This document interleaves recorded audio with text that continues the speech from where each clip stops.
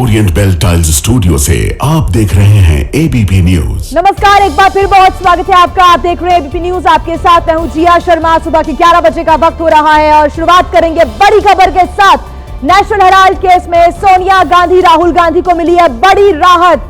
Court ने ED की chargesheet पर संज्ञान लेने से इनकार कर दिया है। यह बड़ी राहत मिली है सोनिया गांधी और राहुल गांधी को। कोर्ट ने ईडी की चार्जशीट पर संज्ञान लेने से इनकार कर दिया है। बड़ी खबर इस वक्त हम आपको बता रहे हैं। ईडी चाहे तो जांच जारी रख सकता है, यह कोर्ट की तरफ से कहा गया है। अपनी टिप्पणी के द्वारा कोर्ट ने कहा है कि अगर ईडी चाहे तो वो अपनी जांच को आगे जारी रख सकता है। लेकिन एक बड़ी राहत यहां सोनिया गांधी और राहुल गांधी को मिल गई है। सुशील पांडे हमारे साथ जुड़े हुए हैं ज्यादा जानकारी के साथ। सुशील, एक बड़ी राहत राहुल गांधी, सोनिया गांधी को मिली है। सियासी संग्राम इसको लेकर होता रहा, लेकिन अब कोर्ट ने ईडी की चार्जशीट पर संज्ञान लेने से इनकार कर दिया है। जी बिल्कुल, सीधे तौर पर नेशनल हेराल्ड को लेकर एक बड़ा सियासी हंगामा चला और निश्चित रूप से इस पूरे मामले में कई जो एजेंसियां थी वो शामिल हुई, जिसमें ईडी प्रमुख तौर पर आगे रही और ईडी ने इस पूरे मामले में न केवल जांच की बल्कि कई बार राहुल गांधी और सोनिया गांधी से इस पूरे मामले को लेकर पूछताछ भी की गई है। हालांकि आज इस पूरे मामले में जो चार्जशीट ईडी के द्वारा दाखिल की गई थी, उस चार्जशीट पर संज्ञान लेने से जो सीबीआई की स्पेशल कोर्ट है, यानी कि ईडी की जो स्पेशल कोर्ट है, उसने संज्ञान लेने से मना कर दिया है। कोर्ट का सीधे तौर पर यह कहना है कि अगर इस पूरे मामले में सीआईआर, मनी लॉन्ड्रिंग के मामले में सीआईआर यानी कि कोई कंप्लेन अगर दर्ज करती तो चार्जशीट पर संज्ञान लिया जा सकता था। लेकिन चूंकि ये एक प्राइवेट व्यक्ति के कंप्लेन पर और जो अदालतों के मजिस्ट्रेट के सम्मन के आधार पर ईडी ने इस पूरे मामले में जांच की थी, लिहाजा इस चार्जशीट पर कानूनी तरीके से बाध्यता को देखते हुए संज्ञान नहीं लिया जा सकता। यानी कि एक तौर पर एक तरह से एक बड़ी राहत जरूर सोनिया गांधी और राहुल गांधी को इस पूरे मामले में है, क्योंकि अगर ईडी की चार्जशीट पर कोर्ट संज्ञान लेता तो सोनिया गांधी और राहुल गांधी समेत तमाम जो आरोपी हैं उनको समन इशू करता। लेकिन फिलहाल ऐसा नहीं है, क्योंकि अदालत ने सीधे तौर पर यह कहा है कि चूंकि इस पूरे मामले में जो जांच ईडी के द्वारा किया जा रहा था उसमें कोई भी कंप्लेन नहीं दर्ज किया गया है, यानी कि सीआईआर दर्ज नहीं किया गया है, लिहाजा इस पूरे मामले में चार्जशीट पर संज्ञान नहीं लिया जा सकता। लेकिन कोर्ट ने ईडी से ये जरूर कहा है कि वो इस पूरे मामले में इन्वेस्टिगेशन जो है वो जारी रख सकती है। हम इन्वेस्टिगेशन पर रोक नहीं लगा रहे, लेकिन जो चार्जशीट है उस पर हम संज्ञान नहीं लेंगे। सुशील, एक जानकारी और कि इस चार्जशीट में किन बातों को प्रमुखता से रखा गया था और फिर उसके बाद संज्ञान लेने से कोर्ट ने इनकार कर दिया, वो प्रमुख बातें कौन सी रही? जी देखिए, कांग्रेस की तरफ से पहले ही ये तो खुशी वाला बात है यार। सर, जो national Herald money laundering case था, आज कोर्ट ने जो ईडी की कंप्लेंट थी उसके ऊपर कंप्लेंट से मना कर दिया है। किस कारणों से मना किया है? देखिए, निश्चित तौर पर आज कोर्ट ने एक बहुत ऐतिहासिक फैसला दिया है कि कोई भी प्राइवेट आदमी किसी के ऊपर इस तरह के लांछन नहीं लगा सकता, और इसलिए उसको जो सुब्रमण्यम स्वामी ने जो कंप्लेंट की थी उसको नल एंड वाइड माना है और इसके लिए ढोल की पोल खुली है, यही मैं कहना चाह रहा हूँ। सर, कोर्ट ने अपने जो ओरल जो प्रोनाउंसमेंट था उसमें कहा कि सीबीआई ने इस मामले में कोई भी केस दर्ज नहीं करा, इस वजह से ईडी को जो है कंप्लेंट के आधार पर। कांग्रेस के नेता पवन खेड़ा हमारे साथ जुड़ गए हैं। पवन खेड़ा जी, एक बड़ी राहत यहां पर मिली है और क्या इस राहत को आप कैसे देख रहे हैं, क्योंकि ईडी की चार्जशीट पर खुद कोर्ट ने अब संज्ञान लेने से इनकार कर दिया, ये कहते हुए कि कोई प्राइवेट आदमी ऐसे बड़े आरोप नहीं लगा सकता, क्या कहेंगे आप? ये जो हम इतने सालों से कहते आ रहे हैं, आज उस पर अदालत की मोहर लग गई है। ये सरकार सिर्फ बदले की राजनीति करती है, एजेंसीज का दुरुपयोग करती है। आज इन तमाम बातों पर अदालत ने भी मोहर लगा दी। हमारे तमाम आरोपों पर जो हमने ईडी पर और सरकार पर, मोदी सरकार पर लगाए पिछले 12 सालों से, उस पर आज मोहर लग गई है। तो पवन खेड़ा जी, इस पूरे मामले को लेकर लगातार बीजेपी इस मुद्दे को उठाती रही है, सियासी संग्राम रहा है, इसको देखते हुए अब आगे के क्या कदम होंगे? हालांकि कोर्ट ने कहा है कि ईडी चाहे तो वो अपनी जो जांच है आगे जारी रख सकता है। वो जो अदालत करेगी, जो कानूनी प्रक्रिया है वो अलग बात है। राजनीतिक रूप से आपके सामने आज भारतीय जनता पार्टी का असली चेहरा बेनकाब हो गया है। कैसे वो एजेंसी को दुरुपयोग करती हैं, उन पर दबाव डालती हैं और अपने राजनीतिक प्रतिद्वंदियों को हैरेस करती हैं, उनको परेशान करने की साजिश रचती हैं। ये सीधा सीधा नरेंद्र मोदी की देखरेख में होता है। कोर्ट के फैसले से आप पूर्ण रूप से संतुष्ट हैं? पवन खेड़ा बिल्कुल संतुष्ट हैं। पूरा ऑर्डर अभी पड़ा नहीं है, लेकिन जो अभी आप लोगों से जानकारी मिल रही है, हम पूरी तरह से संतुष्ट हैं जी। क्योंकि सच हमेशा सामने आता है, सच की हमेशा जीत होती है। बहुत शुक्रिया पवन खेड़ा जी हमारे साथ जुड़ने के लिए, ये जानकारी भी साझा करने के लिए। हालांकि ये बड़ी राहत राहुल गांधी और सोनिया गांधी को मिली है। कोर्ट ने ईडी की चार्जशीट पर संज्ञान लेने से इनकार कर दिया है। हालांकि कोर्ट ने कहा है कि ईडी अगर चाहे तो वो आगे अपनी जांच को आगे जारी रख सकता है। अगर हम टाइमलाइन की बात करें तो 1938 में नेशनल हेराल्ड अखबार की शुरुआत हुई थी। 2008-2010 में एजीएल आर्थिक संकट में था और अखबार बंद हो गया था। कांग्रेस पार्टी के द्वारा आर्थिक मदद दी गई थी। 2010 में यंग इंडियन कंपनी को बनाया गया। 2012 में सुब्रमण्यम स्वामी ने दरअसल कोर्ट में यह शिकायत दर्ज की थी, जिसका हवाला दे कोई दम ही नहीं बचा। It was totally baseless. Thank you.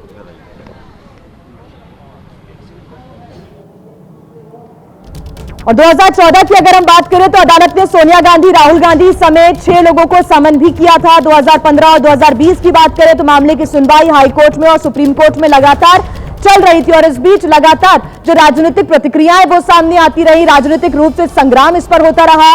लगातार इस मुद्दे को भुनाने की भी कोशिश होती रही। 2022 की बात करें तो ईडी के द्वारा पूछताछ शुरू हुई।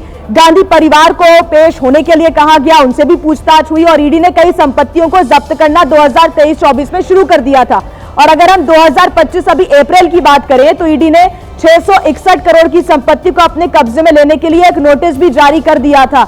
लेकिन जब चार्जशीट यहां पर दाखिल की गई तो कोर्ट ने अब संज्ञान लेने से यहां पर इनकार कर दिया, ये कहते हुए कि कोई प्राइवेट व्यक्ति ऐसे बड़े लालचन या फिर ऐसे बड़े आरोप नहीं लगा सकता।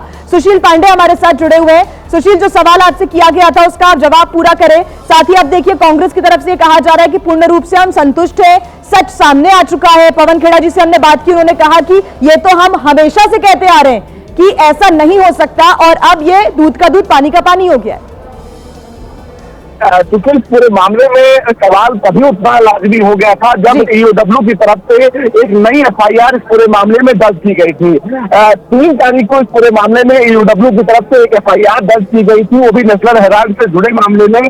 तब से ये सुबुगाहट शुरू हो गई थी कि जो अभिषेक मनु सिंघवी इस वक्त क्या कुछ कह रहे हैं, सुशील एक बार उनको सुन लेते हैं। मौजूद Abhishek Manu Singhvi. Sir, Rouse avenue court ने कॉग्निजेंस नहीं लिया है, कॉग्निजेंस लेने से मना कर दिया है चार्जशीट पर ईडी की नेशनल हेराल्ड मामले में। मैंने अभी तक देखे नहीं है, लेकिन ये बहुत महत्वपूर्ण विजय है।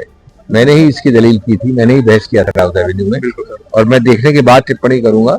लेकिन इस खोखले केस में कॉन्फिडेंस देने के काबिल नहीं है और ये सही किया है। लेकिन सर, लगातार जो है सत्ता पक्ष की तरफ से, बीजेपी की तरफ से, तमाम जो है पार्टियों के नेताओं की तरफ से कहा जा रहा था कि बहुत बड़ा भ्रष्टाचार हुआ है, ईडी जांच कर रही है, लेकिन कोर्ट ने कॉग्निजेंस लेने से मना किया। हमने कहा एक साथ जी अलग अलग नहीं होगा, ऐसे केसेस आप साथ आइए। तो साफ तौर पर अभिषेक मनु सिंघवी, जिनका ये कहना है कि उन्होंने इस मामले में जो है बहस भी की थी, इसमें कोई सबूत नहीं है, लिहाजा अभिषेक मनु सिंघवी को आप सुन रहे थे। उनका कहना है कि कोर्ट का पूरा ऑर्डर पढ़ेंगे, उसके बाद टिप्पणी करेंगे। लेकिन यही हम कह रहे थे और इसी बात को लेकर हमने कोर्ट के अंदर बहस भी की है, वो भी उस सुनवाई में शामिल रहे हैं। ऐसे में उनका कहना है कि जो हुआ है सही हुआ है, लेकिन जब वो पूरा ऑर्डर पढ़ लेंगे उसके बाद ही वो कोई ठोस टिप्पणी कर पाएंगे। हमारे साथ हमारे संवाददाता सुशील पांडे लगातार जुड़े हुए हैं। सुशील, अपनी बात पूरी करें। अब देखिए कांग्रेस नेताओं की जो प्रतिक्रिया है वो भी आना शुरू हो गई है। जी बिल्कुल, देखिए सीधे तौर पर अभिषेक मनु सिंघवी की तरफ से जो बहस की गई थी कोर्ट में, उसमें सीधे तौर पर ये कहा गया था, सबसे पहले उन्होंने सवाल ये खड़ा किया था कि जो ईडी का केस है वो कानूनी तौर पर हमारे साथ हमारे संवाददाता आशीष सिंह भी हमारे साथ जुड़ गए हैं। आशीष, एक बड़ा कहीं ना कहीं ये निर्णय है कि कोर्ट ने ईडी की चार्जशीट पर संज्ञान लेने से इनकार कर दिया, एक बड़ी राहत है ये। जी हाँ, बिल्कुल। देखिए, नेशनल हेराल्ड मामला एक तरह से गांधी परिवार के लिए गले की हड्डी बन गया था। हमने तमाम ऐसे मौके देखे जबकि खुद प्रधानमंत्री हो, चाहे गृह मंत्री हो, कई चुनावी रण ऐसे देखे जहां पर यह कोशिश की जाती थी कि गांधी परिवार को और कांग्रेस पार्टी को नेशनल हेराल्ड वाले मामले में पूरे परिवार को कटघरे में खड़ा किया जाए कि भ्रष्टाचार पर जिन लोगों पर इतना बड़ा आरोप है, जो लोग बेल पर बाहर हैं, वो क्या मोदी सरकार को भ्रष्टाचार में घेरने की कोशिश करते हैं। ऐसे समय पर ईडी की, एनफोर्समेंट डायरेक्टरेट की चार्जशीट पर ही जब संज्ञान नहीं लिया है दिल्ली की कोर्ट ने, तो कांग्रेस पार्टी के तमाम बड़े नेताओं से अनौपचारिक तौर पर अभी हमारी बात हुई है और पार्टी इसको वेलकम कर रही है। और पार्टी का ये कहना है कि कहीं ना कहीं उनका स्टैंड इसमें विंडिकेट होता है। जो लंबे समय से कांग्रेस पार्टी आर्ग्यूमेंट देती रही है कि पॉलिटिकली मोटिवेटेड केस है, और इन पर जो ये आरोप लगाया जाता है कि कौड़ियों के दाम पर आपने किस तरह से पैसे की लेन देन की और जिसको मनी लॉन्ड्रिंग के दायरे में रखा गया, और ये आरोप लगाया गया कि गांधी परिवार ने निजी फायदे के लिए, खुद अपने फायदे के लिए किस तरह से जमीनों के लेन देन में हेराफेरी करी, वो स्टैंड नहीं करता है। और अब उम्मीद है कि इस मामले पर कांग्रेस पार्टी के नेताओं का कहना है कि कहीं ना कहीं विराम लगना चाहिए, और ये जो बड़ा आरोप कांग्रेस पार्टी और गांधी परिवार पर लग रहा था उसमें कहीं ना कहीं राहत गांधी परिवार को मिलते हुए नजर आ रही है। आशीष, हमने लगातार देखा है कि कई सालों से इस पूरे मुद्दे को लेकर बीजेपी यानी कि सत्ता पक्ष लगातार कांग्रेस को घेरता रहा, एक बड़ा मुद्दा बनाता रहा। बीजेपी की तरफ से अब क्या प्रतिक्रिया आती है इस पर हमारी नजर रहेगी, लेकिन वाकई ये गांधी परिवार के लिए एक बड़ी राहत है। उनकी क्या प्रतिक्रिया आती है इस पर भी नजर रहेगी। आशीष जी हाँ, बिल्कुल। देखिए, राहुल गांधी अभी जर्मनी के दौरे पर हैं, विदेश दौरे पर हैं, और वहाँ पर बड़ा इंटरेस्टिंग है कि उनके कुछ एड्रेसेस भी हैं जहाँ पर वो लोगों से इंटरैक्ट करेंगे, और मुझे लगता है कि सबसे बड़ा सवाल अब यही उनसे पूछा जाएगा।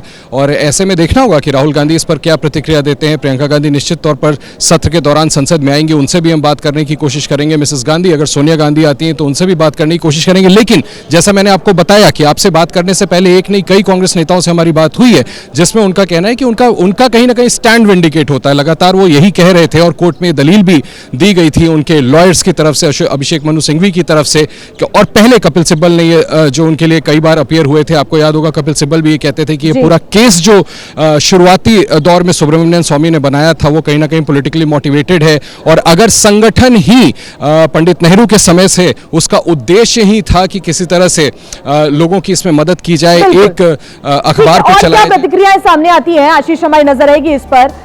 आपका बहुत शुक्रिया तमाम जानकारी के लिए। तो देखिए, नेशनल हेराल्ड केस में कोर्ट ने ईडी की चार्जशीट पर संज्ञान लेने से इनकार कर दिया, और इसको लेकर अब जो तमाम प्रतिक्रियाएं वो सामने आने लगी है। कांग्रेस नेताओं की तरफ से बयान सामने आ रहे हैं। कांग्रेस सांसद प्रमोद तिवारी ने कहा कि आज सत्य की जीत हुई है, गांधी परिवार पर झूठे आरोप लगाए जा रहे थे। कांग्रेस के नेताओं की तरफ से ये जो प्रतिक्रिया है वो सामने आ रही है। खासतौर से कांग्रेस सांसद प्रमोद तिवारी ने कहा कि आज सत्य की जीत हुई, गांधी परिवार पर झूठे आरोप लगातार लगाए जा रहे थे। एक बड़ा मुद्दा कहीं ना कहीं ये बना हुआ था। हालांकि खुद राहुल गांधी की क्या प्रतिक्रिया आती है इसका भी इंतजार रहेगा। इस वक्त मेरे साथ मौजूद है कांग्रेस के सांसद प्रमोद तिवारी। प्रमोद जी, ईडी ने चार्जशीट दायर की, लेकिन जब संज्ञान की बात जैसे आज फिर एक बार सच जीत गया और मोदी का झूठ पराजित हो गया। नेशनल हेराल्ड अखबार वो अखबार है जिसने देश की आजादी की लड़ाई का मुख्य पत्र बना था। नेहरू ने कहा था मैं इसके लिए अपना आनंद भवन बेचूंगा, और ये भाजपा के लोग अंग्रेजों की फांसी लगा रहे थे, सलामी दे रहे थे, आजादी की लड़ाई का विरोध कर रहे थे। तो आज एक जन्नाटेदार तमाचा है मोदी सरकार पर। सत्यमेव जयते। आप सत्यमेव जयते कह रहे हैं। एक सवाल का जवाब और दे दीजिए कि इस सबके बीच में कोर्ट ने कहा है कि अगर ईडी चाहे तो अपनी जो है जांच को आगे जारी रख सकता है। ईडी आज जो उनके सामने प्राइमा फेसाई एविडेंस है वो तो नहीं कलेक्ट पाया। जब इतने दिन जांच के बाद कुछ नहीं निकला तो आगे क्या निकल। प्रमोद तिवारी को आप सुन रहे थे। ऐसे में पूर्णिया से सांसद पप्पू यादव ने भी गांधी परिवार को राहत पे प्रतिक्रिया दी है। आइए सुनते हैं उन्होंने क्या कहा। मेरे साथ मौजूद है सांसद पप्पू यादव। पप्पू जी, नेशनल हेराल्ड मामला जो काफी सुर्खियों में था, अभी जब मामला कोर्ट में पहुंचा है, कोर्ट ने संज्ञान लेने से इनकार कर दिया है चार्जशीट पर। भैया एक बात आप बताइए है, सरकार जबरदस्ती राजनीतिक से प्रेरित होकर के जब मन आए ईडी सीबीआई का इस्तेमाल करे, संस्थाओं का इस्तेमाल करे, कोर्ट आंख बंद करके बैठे रहे। महात्मा गांधी के 3 बंदर की तरह थोड़ी चलेगा। बिल्कुल सर्वोच्च न्यायालय से ही और न्यायालय से ही आप उम्मीद कर सकते हैं इस देश की सुरक्षा का, इस देश की न्याय व्यवस्था का और इस देश के आम आदमी की आजादी। नेशनल हेराल्ड मामले को लेकर के जो है गांधी परिवार के ऊपर लगातार यही कहते हुए निशाना साधा जा रहा था खासतौर पर सत्ता पक्ष के द्वारा कि किस तरह से भ्रष्टाचार हुआ है, लेकिन जांच एजेंसी की चार्जशीट पर ही संज्ञान नहीं लिया फिलहाल। तो हमें जांच एजेंसी किसकी है? सैया बिल पटवार को डरता है। इसकी सत्ता उसकी पहले ही सीबीआई तोता है, ये बात कोर्ट कह चुकी है और कोर्ट जानती है कि किस तरीके से संचालित होता है सरकार और किस तरीके से दुरुपयोग हो रहा है सारी संस्थाएं। तो इसीलिए कोर्ट आप जो कह देंगे कोर्ट उस बात के लिए तैयार नहीं हो सकते। और इस बड़ी खबर पर जो भी अपडेट होगा एबीपी न्यूज आगे आप तक पहुंचाता रहेगा। दिल्ली से सटे गुरुग्राम में आग की वजह से हड़कंप मच गया और आग बार गुर्जर गांव में लगी थी, जिससे इलाके के लोग खौफजदा हो गए। दरअसल गांव के पास ही बड़ी मात्रा में प्लास्टिक का वेस्ट पड़ा हुआ था, जिसमें आग लगने के बाद पूरे इलाके में अफरा तफरी मच गई। ये तस्वीरें आप देख सकते हैं कि कैसे ये भीषण आग पूरे इलाके में फैली हुई नजर आ रही है। प्लास्टिक के कबाड़ में लगी आग तेजी से भड़की, जिसकी जानकारी फौरन फायर फाइटर्स को दी गई और उसके बाद फायर ब्रिगेड की टीम मौके पर पहुंची और आग बुझाने की कोशिशें की गई। प्लास्टिक के कबाड़ में आग किस वजह से लगी इसका पता नहीं चल सका है। इस आग की वजह से पूरे इलाके में जहरीला काला धुआं भी फैल गया, जिससे लोगों की मुश्किलों में इजाफा हो गया है। बड़ी खबर आपको बता दें, बीजेपी के राष्ट्रीय कार्यकारी अध्यक्ष कुछ ही देर पहले अमित शाह से मिलते हुए नजर आए हैं। बीजेपी के राष्ट्रीय कार्यकारी अध्यक्ष की तस्वीरें आप देख रहे हैं। नितिन नबीन ने आज केंद्रीय गृह मंत्री अमित शाह से मुलाकात की है और फूलों का बुके देकर अमित शाह ने उनका स्वागत भी किया। ये तस्वीरें आपके सामने। नितिन नबीन जो कि बीजेपी के नए राष्ट्रीय कार्यकारी अध्यक्ष बने हैं, एक बड़ी जिम्मेदारी पार्टी ने उनके ऊपर सौंपी है। नितिन नबीन ने आज केंद्रीय गृह मंत्री अमित शाह से मुलाकात की है। कल ही नितिन नबीन ने कार्यकारी अध्यक्ष का कार्यभार संभाला है। बीजेपी मुख्यालय जब नितिन नबीन पहुंचे तो उनका यहां पर भी सम्मान किया गया, भव्य स्वागत किया गया और नितिन नबीन केंद्रीय गृह मंत्री अमित शाह से मिलने के लिए पहुंचे तो अमित शाह ने भी फूलों का बुके देकर उनका स्वागत किया, उन्हें शुभकामनाएं दी हैं। जब नितिन नबीन को कार्यकारी अध्यक्ष के रूप में ऐलान उनके नाम का किया गया था तो सोशल मीडिया के भी जरिए खुद प्रधानमंत्री नरेंद्र मोदी ने नितिन नबीन को शुभकामनाएं दी। केंद्रीय गृह मंत्री ने भी उनके लिए एक पोस्ट साझा किया था। और आइए अब खबरों में आगे बढ़ते हैं। मनरेगा का नाम बदलने पर प्रियंका गांधी का बयान सामने आया है। प्रियंका गांधी ने कहा कि यह सिर्फ नाम बदलने की सनक है। साथ ही प्रियंका गांधी ने कहा कि केंद्र सरकार मनरेगा के मजदूरों को पैसा नहीं दे रही। ये बड़े आरोप लगाते हुए प्रियंका गांधी ने इन बातों का जिक्र किया है। मनरेगा का नाम बदलने पर प्रियंका गांधी की यह प्रतिक्रिया सामने आई है। केंद्र सरकार मनरेगा के मजदूरों को पैसा नहीं दे रही है, यह सिर्फ और सिर्फ नाम बदलने की एक सनक है।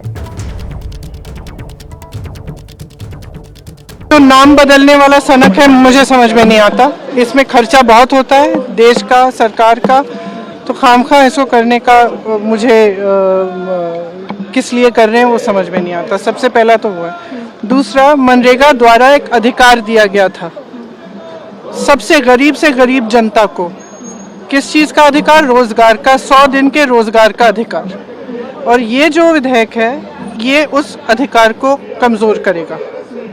और जिस तरह से इस विधेयक में 2-3 चीज़ें ऐसे इन्होंने डाल दी हैं जो ऊपर से ऐसे लगता है कि चलिए दिन बढ़ा दिए हैं, दिन बढ़ाए हैं। आपने वेतन बढ़ाया है?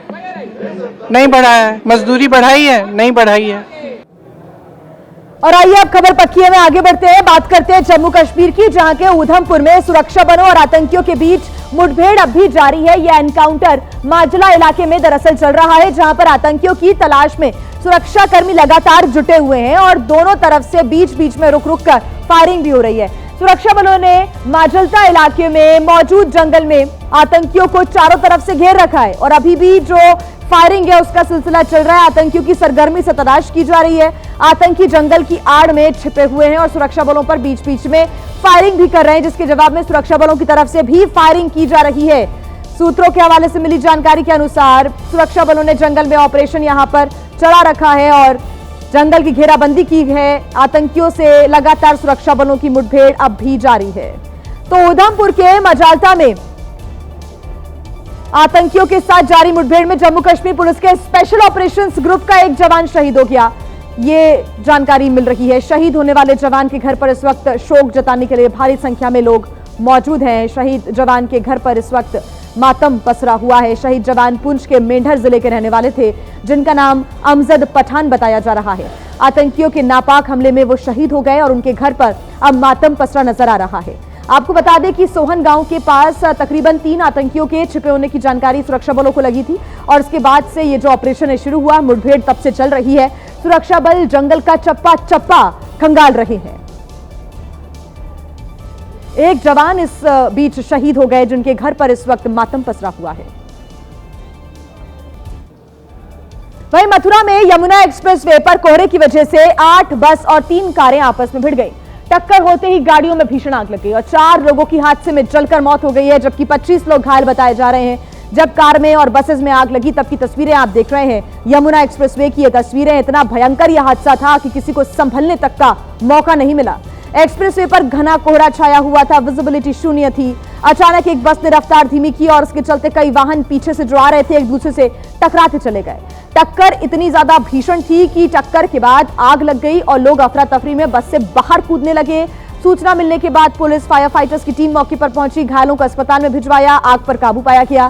सीएम योगी ने इस हादसे पर दुख व्यक्त किया है, घायलों के जल्द स्वस्थ होने की कामना की है। उन्होंने मृतकों के परिजनों को 2-2 लाख रुपए के मुआवजे की घोषणा भी की। तो यह तस्वीर आप देख रहे हैं, तब की तस्वीर है जब अचानक से ही 8 बसेस में टक्कर के बाद आग लग गई। 3 जो छोटे वाहन यहां से गुजर रहे थे वो भी बसेस से टकरा गए। 3 कारों में भी आग लग गई। अभी तक की मिली जानकारी के अनुसार हादसे में 4 की मौत और वहीं 25 लोग घायल हैं। हम इस समय मौजूद हैं यमुना एक्सप्रेस पर और आप देख सकते हैं कि ये पूरा मंजर है जो यहाँ पर गाड़ियां टकराई हैं उनको यहाँ से हटाने का काम चल रहा है और आपको बताएंगे कि किस तरह से यहाँ पर क्या दुर्घटना हुई थी। इस सब पर बात करने के लिए हमारे साथ मौजूद हैं मथुरा एसएसपी हैं श्लोक कुमार जी, हम उनसे भी बात करेंगे। सर बताएं क्या दुर्घटना हुई और क्या कैजुअल्टी है? ये सुबह 4 बजे के करीब यहाँ यमुना एक्सप्रेसवे पर 127 माइलस्टोन है। यहाँ 8 बसेस और 3 छोटी गाड़ियाँ आपस में टकरा गई। एक्सीडेंट के क्रम में आग लग गई और उसमें अब तक 4 कैजुअल्टीज रिपोर्टेड हैं। लगभग 25 के करीब लोग इंजर्ड थे जिनको कि अस्पताल में भर्ती कराया गया है। उनका उपचार कराया जा रहा है, कोई भी गंभीर नहीं है। इसके अतिरिक्त यहाँ जो भी अन्य पैसेंजर्स थे उन सभी को सरकारी साधनों से उनके गंतव्यों तक पहुँचाया जा रहा है। मेरे और डीएम साहब के द्वारा जो लोग यहाँ थे उनसे वार्ता भी की गई है और जो भी राहत व बचाव में सुविधा है वो सब उपलब्ध कराई जा रही है। तो देखिए मथुरा में हुए इस बस हादसे में करीब 25 लोग घायल हैं जिनका स्थानीय अस्पताल में इलाज चल रहा है। कई चश्मदीदों का कहना है कि बस डिवाइडर से टकरा गई और उसके बाद आपस में कई गाड़ियों की भिड़ंत हो गई। हम इस समय मौजूद हैं जिला अस्पताल में क्योंकि यहाँ पर सोमवार देर रात जो यमुना एक्सप्रेस पर हादसा हुआ था वहाँ के घायल आए हुए हैं और वही लोग हमारे साथ हैं। हम उनसे बात करेंगे कि किस तरह से क्या दुर्घटना हुई थी। क्या नाम है तुम्हारा? संदीप कुमार। संदीप कुमार। किस में बैठ के आ रहे थे तुम? बस में। क्या हुआ था? बस डिवाइडर से टकरा गई थी। उसके बाद क्या हुआ? उसके बाद पीछे से भी गाड़ियां उसमें ठोकी थी, कम से कम 6-7 गाड़ियां। अच्छा, तुम कैसे निकले बस से बाहर? आगे का कांच फूट गया था, वहीं से निकले थे। अच्छा, क्या रहा होगा उस समय मौके पर, क्या देखा तुम? उस समय में तो वहाँ पे जब ठोकी थी धुआं था, अपनी तो जान बचा के भागे थे हम वहाँ से। कितने लोग सवार थे बस में? 50-60 लोग तो होंगे उसमें। कितने लोग तुम्हारे सामने निकल चुके थे? हमारे सामने 10-12 निकल चुके थे। कितनी गाड़ियां टकराई थी ये देखा नीचे उतरने के बाद? नहीं देखा, ये पैर में मोच लग गई थी तो कुछ देख ही नहीं पाए। ये देखिए ये घायल हैं, इनके पैर भी उसी दुर्घटना में यहाँ पर ये चोट आई है और दूसरे भी हैं हमारे साथ। क्या नाम है तुम्हारा? सुरजन प्रसाद। सुरजन प्रसाद। सुरजन बताइए क्या मौके पे रहा होगा उस समय, कैसे तुम गाड़ी से निकले, किस में सवार थे? हम अचानक सो रहे थे, अचानक उठे तो हमारे लग गया, अचानक भीड़ भाड़ होने लगी, किसी के खोपड़ी फटी, किसी के फिर बाहर निकले, जैसे ड्राइवर के यहाँ से कांच टूट गया, वहाँ से जल्दी निकले बैग छोड़ के सब। तुम दोनों क्या एक ही बस में सवार थे? हाँ, हम दोनों एक ही बस में थे। ये हमारे साथ वो घायल थे जो इस दुर्घटना में, यमुना एक्सप्रेस जो दुर्घटना हुई है उसमें घायल हुए हैं। इनका ये कहना है कि उस समय एकदम अचानक ये सब हुआ और ये लोग खिड़की और जो शीशे तोड़कर यहाँ से बाहर निकले और अब यहाँ पर इनका इलाज किया गया है। अब ये सकुशल यहाँ पर नजर आ रहे हैं। वहीं यूपी के बस्ती में भीषण सड़क हादसा सामने आया है जहां पर एक बस और ट्रक में आमने सामने की टक्कर हो गई और इस हादसे में 4 लोगों की मौत की जानकारी मिल रही है जबकि 11 लोग गंभीर रूप से घायल हो गए। हादसा नेशनल हाईवे 28 पर हरदिया चौराहे के पास हुआ है। हादसा हुआ तो उसके बाद मौके पर अफरा तफरी मच गई। टक्कर इतनी जबरदस्त थी, भयंकर थी कि बस और ट्रक दोनों के पर खदशे उड़ गए। तस्वीरें आप देख रहे हैं, फौरन ही हादसे के बाद मौके पर पुलिस पहुंची, घायलों को पास के अस्पताल में भर्ती कराया गया। बस में संत कबीर नगर के यात्री सवार थे जो अजमेर शरीफ जा रहे थे। हादसे के पीछे की वजह लापरवाही बताई जा रही है, जिसकी वजह से यह भीषण टक्कर हुई और फिर मौत का मातम पसर गया। आगे बढ़ते हैं, एक और बड़ी खबर आपको हम बता दें। महाराष्ट्र की सियासत से जुड़ी अभी की एक बड़ी जानकारी, बड़ी खबर आपको बता दें। एमएनएस अध्यक्ष राज ठाकरे से मिलने के लिए संजय राउत पहुंचे। निकाय चुनाव में सीट बंटवारे को लेकर बातचीत होगी। बड़ी खबर इस वक्त हम आपको बता रहे हैं। एमएनएस अध्यक्ष राज ठाकरे से मिलने के लिए संजय राउत पहुंचे। निकाय चुनाव में सीट बंटवारे को लेकर बातचीत हो सकती है। गणेश ठाकुर हमारे साथ जुड़े हुए हैं ज्यादा जानकारी के साथ। गणेश, मुलाकात को लेकर क्या अपडेट? जी देखिए, ये बातचीत का सिलसिला और 1-2 दिन चलेगा और 18 तारीख तक दोनों ही भाई इस बीएमसी चुनाव हो या जो स्थानीय इकाई चुनाव चल रहे हैं उनके लिए दोनों पार्टियों के गठबंधन का ऐलान करेंगे। उसके पहले कुछ सीटें हैं जिसको लेकर चर्चा करनी है, कौन सी सीटें छोड़नी है, कौन सी सीटें किसको मिलनी है।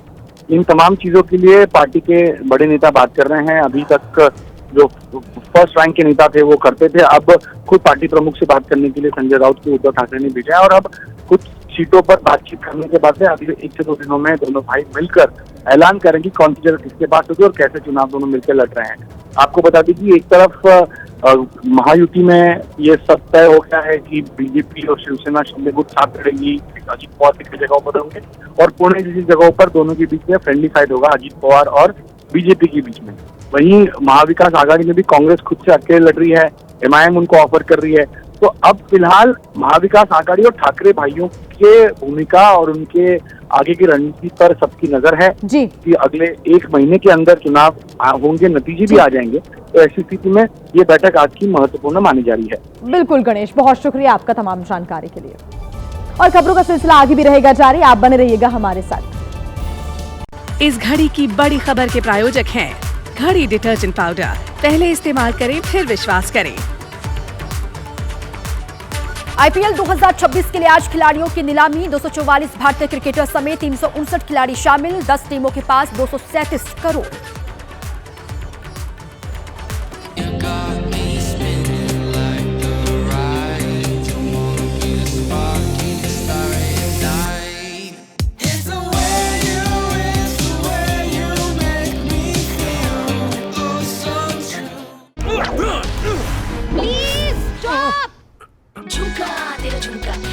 नॉट देयर, मेरा काउंटर टॉप टूट जाएगा।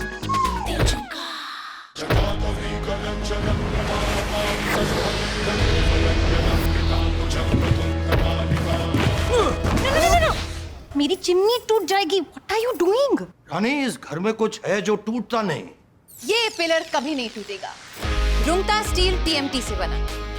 रुंगटा नहीं तो घर स्ट्रॉन्ग नहीं। रुंगटा स्टील टीएमटी बार एकदम सॉलिड। दांतों में झंझनाहट? सेंसोडाइन से पाएं झंझनाहट से सुरक्षा और स्वस्थ दांत। सेंसोडाइन का छोटा पैक सिर्फ 20 रुपए में। The art of comfort. Healers.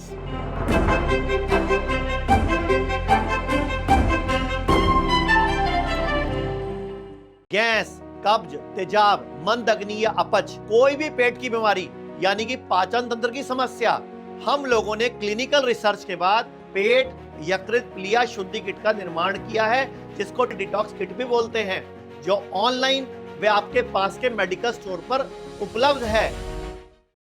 अब बस बेटी की शादी हो जाए, सारी जिम्मेदारियां खत्म। इसलिए मैंने ली है VIPshadi.com की मेंबरशिप। इनके टॉप रेटेड कंसल्टेंट्स ढूंढते हैं सबसे अच्छी profile. Register now.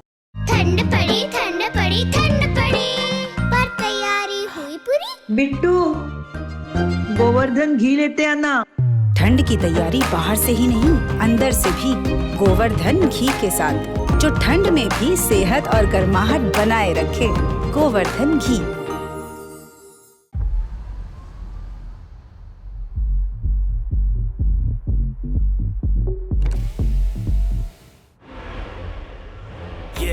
Now I'm pushing on my wheels in the fields, got you dancing. Now we going back and forth, steady with the panting.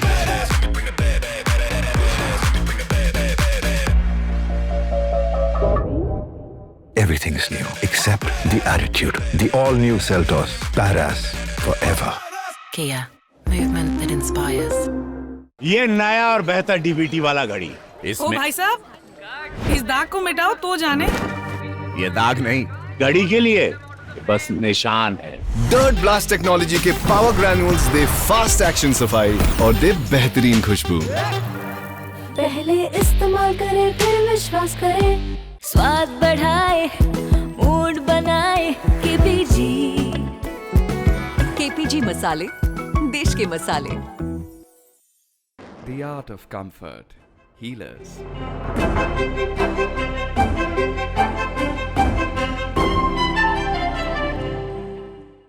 पढ़ता है, खेलता है, झूलता उछलता है, दौड़ता कभी कभी दौड़ कराता है, आगे आगे बढ़ता है इंडिया, अमूल दूध पीता है इंडिया। कुछ ऐसा ही होता है जब मैं सर्दियों में टोरीडो पहनता हूँ। सब हाथ सेकने चले आते हैं। सर्दियों में ओनली रूपा टोरीडो। MDH कसूरी मेथी लाजवाब है, लाजवाब है। स्वाद और सुगंध इसकी लाजवाब है, लाजवाब है। अगर MDH कसूरी मेथी नहीं डाला तो खाली हाथ मलते रह जाओगे। एक एक पत्ता हाथ से चुना, स्वाद और सुगंध जगाए कई गुना। एबीपी लाइव टीवी ऐप अब नए और दमदार रूप में अभी डाउनलोड करें अपने स्मार्ट टीवी पर। ABP live TV app. This story is a real special one for me and it's very close to my heart, and you are about to feel this way. I'm coming home with the I'm Home India tour, brought to you by Bay, an initiative of ABP.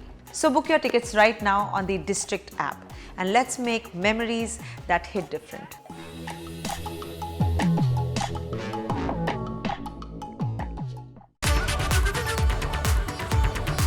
ABP news आपको रखे आगे with gallon cement, वादे के पक्के। आज 16 दिसंबर है और आज ही के दिन 1971 में भारतीय युद्ध रणनीति का लोहा पूरी दुनिया ने माना था, क्योंकि आज ही के दिन 1971 में पाकिस्तान ने न सिर्फ भारत के सामने आत्मसमर्पण किया था, बल्कि उसके 2 टुकड़े भी हो गए थे और बांग्लादेश अस्तित्व में आया था। इसी गाथा को जीवंत करने वाला एक वीडियो इंडियन आर्मी ने जारी किया है, जिसमें भारतीय सेना की शौर्य गाथा को दिखाया गया है।